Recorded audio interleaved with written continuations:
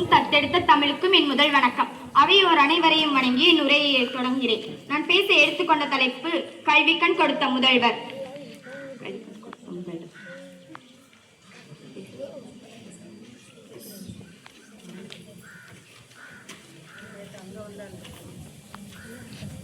ஒரு தலைவர் வாழ்ந்தால் அது வரலாறு, பிறருக்காக வாழ்ந்தால் அது சரித்திரம். அந்த சரித்திரத்தை எழுதிய மகத்தான தலைவர் தான் நம் கர்ம வீரர் காமராஜர். இவர் 1903 ஜூலை 15 தந்தை குமாரசாமி, தாய் சிவகாமி அம்மாள் ஆகியோருக்கு மகனாக பிறந்தார். சிறு வயதிலேயே தந்தையை பறிகொடுத்தார். தொடக்க கல்வி படிப்போடு படிப்பை நிறுத்த வேண்டிய சூழல், வறுமை நிலை, சிறு வயதிலேயே வேலைக்கு சென்று குடும்பத்தை காக்க வேண்டிய நிர்பந்தம். இப்படியான ஒரு காலகட்டத்தில் தான் காந்தியடிகளின் விடுதலை போராட்ட நிகழ்வினை நாடெங்கும் பரவ செய்து மக்களை மடைமாற்றம் செய்து கொண்டிருந்த போது காமராஜர் அதிர்வினையும் சூழல் ஏற்பட்டது. காந்தியடிகளின் போராட்டத்தில் பங்கு கொள்ள வைத்தது. அப்பொழுது பலமுறை சிறை செல்ல வைத்தது. விடுதலைக்கு பிறகு காங்கிரஸ் கட்சி உதயமாகி அந்த கட்சியில் இணைந்து பணிபுரிந்தார். இக்கட்சியின் தலைவர் பதவி உட்பட பல்வேறு பொறுப்புகளில் தன்னை ஈடுபடுத்திக் கொள்ள வைத்தது. இத்தொண்டிற்கு குடும்ப வாழ்க்கை சரிப்பட்டு வராது என்று காமராஜர் திருமணமே செய்து கொள்ளவில்லை. ஒரு துறவி போலவரை பற்றவராக இறுதி வரை வாழ்ந்தார்.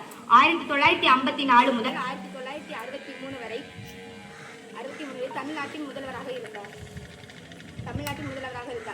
காமராஜர் தமிழ்நாட்டின் முதல்வராக இருந்த காலம் என்பது தமிழ்நாட்டின் பொற்காலம் என்று அழைக்கப்பட்டது.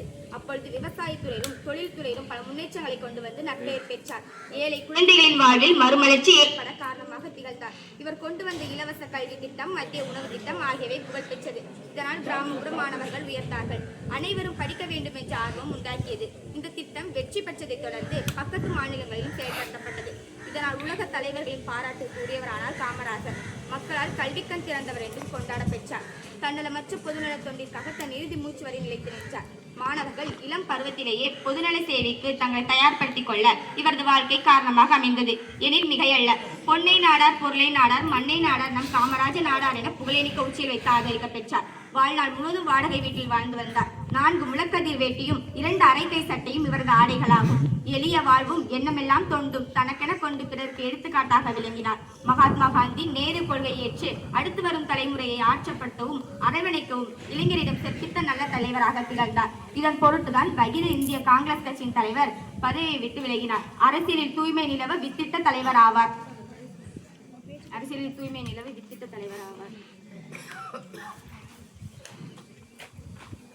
இன்று அவரது பிறந்த நாளான ஜூலை 15 தமிழ்நாட்டின் கல்வி வளர்ச்சி நாளாக கொண்டாடப்படுகிறது. காமராஜர் வீடு கட்டவில்லை, ஆனால் பள்ளிகளை கட்டினார். அவர் சொத்து சேர்க்கவில்லை, ஆனால் மனிதர்களை உருவாக்கினார். பதவியை நேசிக்கவில்லை, ஆனால் மக்களை நேசித்தார். அதனால்தான் அவர் அரசியல்வாதி மட்டுமல்ல, மக்களின் மனதில் என்றும் வாழும் ஒரு மாமனிதர் என்று கூறிவிடுகிறது.